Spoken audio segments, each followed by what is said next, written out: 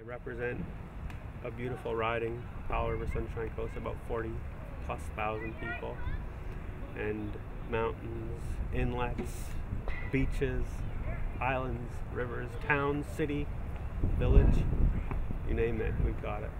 Industry, small business, tourism. It's really a remarkable community.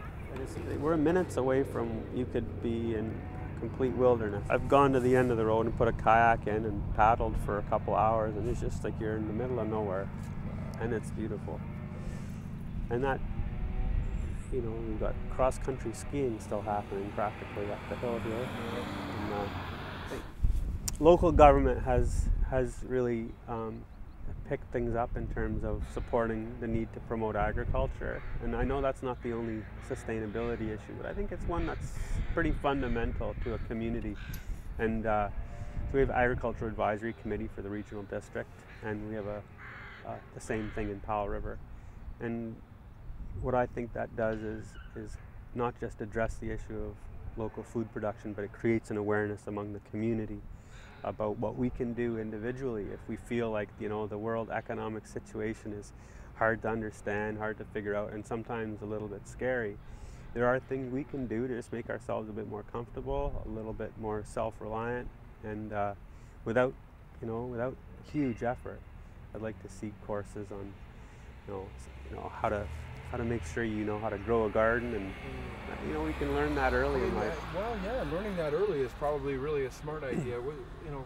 Making that part of the curriculum for kids. I mean, I envision, where children go to school and spend 15 minutes a day tending their own tomato plants, or tending something in, connecting with nature in that way. Absolutely, and so many of our schools are, situated in places where you would imagine a community garden would go well. And as much as we need recreational space like this, there are places around that we just know would be places to grow, whether it's, fruit trees, nut trees, all sorts of food.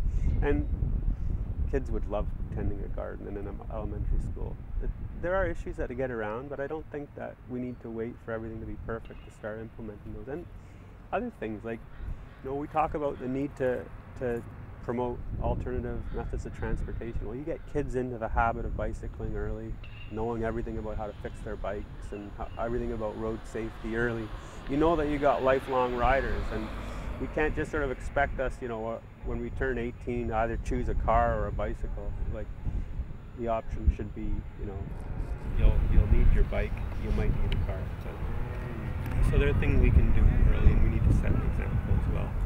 Well, it's been really fun talking to you about issues that are impacting our community here. I'm Nicholas Simons. I hope that Sustainability TV will be an informative part of your life.